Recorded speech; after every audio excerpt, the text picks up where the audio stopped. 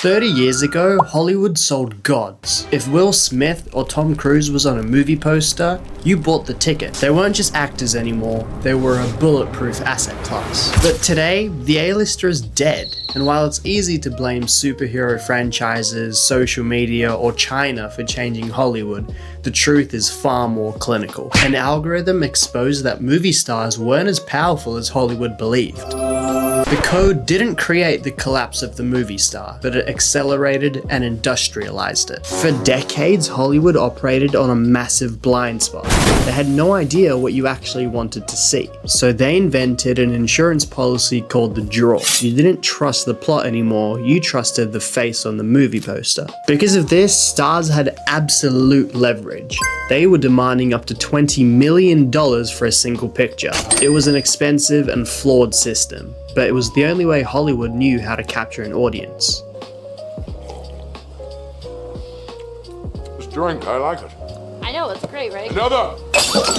This was until Silicon Valley looked at this multi-million-dollar gamble and realized something that Hollywood had missed. Tech companies didn't care about star power, they cared about data. And when Netflix started mapping human behavior, they realized something terrifying. At 9:43, after a long day of work, you don't choose the best movie. You choose the movie that asks the least from your brain. You're not looking for an A-lister, you're looking for a vibe. This is the biological glitch the code exploited.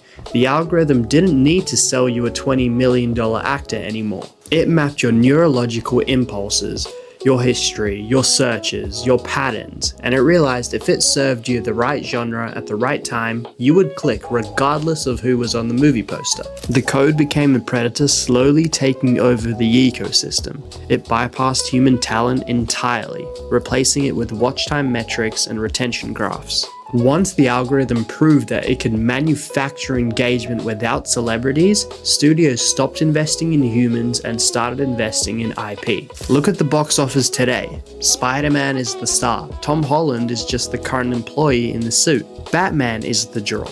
Robert Pattinson is just a temporary contractor wearing the cape. A brand never ages, it never gets cancelled on Twitter, and it never demands a bigger cut of the profits. We traded cultural icons for corporate mascots because code demanded efficiency. We fed the machine the data, and it fed us back a perfectly manufactured, entirely soulless product. The movie star didn't die because they lost their talent. They died because a computer figured out how to make us click without them. But the terrifying part is that Hollywood wasn't the exception, it was the prototype. Because the same systems that replaced movie stars are now replacing musicians, journalists, artists, and eventually human taste itself. The algorithm turned the film industry into a low-margin content farm. But the foundation for this collapse was actually built by a $12 piece of plastic that generated billions before destroying the system entirely.